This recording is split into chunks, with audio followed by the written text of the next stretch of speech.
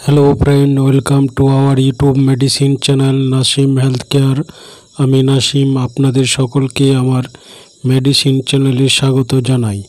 জীবনে চলার পথে আমরা সকলেই মেডিসিনের উপর নির্ভরশীল।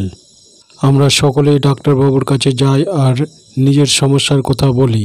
তখন ডাক্তারবাবু আমাদের ট্রিটমেন্ট করে 5-7 রকমের মেডিসিন প্রেসক্রাইব করে দেন, কিন্তু পরে বাড়িতে এসে বুঝতে পারে না কোন ওষুধটি কোন কাজের জন্য।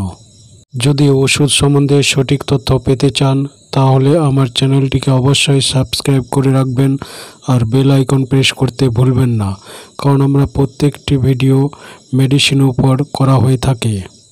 তো ফ্রেন্ড, আজকে আমাদের আলোচনা বিষয় হবে র্যানটাক সিরাপ সম্বন্ধে। এই র্যানটাক সিরাপটির কাজ, বেনিফিট, ব্র্যান্ড নেম, কম্পোজিশন, মূল্য, সাইড ইফেক্ট ইত্যাদি আলোচনা করব এই ভিডিওতে।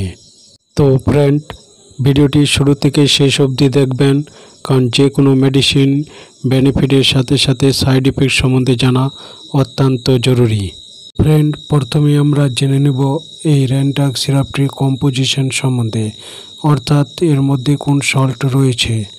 এর মধ্যে রয়েছে রেনিটিডিন ওরাল সলিউশন এবং এটি জেবি ফার্মাসিউটিক্যাল লিমিটেড কোম্পানিতে তৈরি করা হয় এবং এর মার্কেটিং প্রাইস মূল্য 100 ml 162 টাকা। তবে মূল্য স্থায়ী নয়, সময় সাপেক্ষে কম বা বেশি হতে পারে।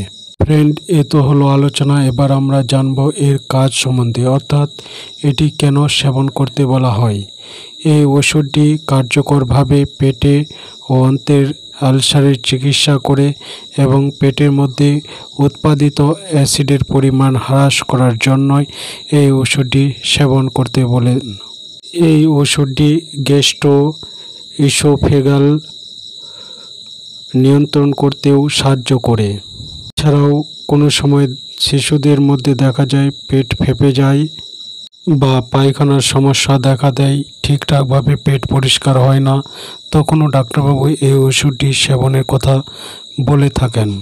ফ্রেন্ড, এবার আমরা জানবো এই ডোজ সম্বন্ধে। তবে ওষুধটি পেশেন্টের অবস্থার উপর নির্ভর করে ডোজের পার্থক্য হতে পারে।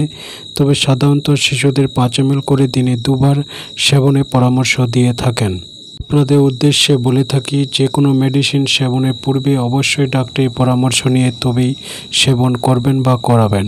তো ফ্রেন্ড, আজকের ভিডিওটি এখান থেকেই। ভিডিওটি ভালো লাগলে অবশ্যই একটি সাবস্ক্রাইব করে দিবেন।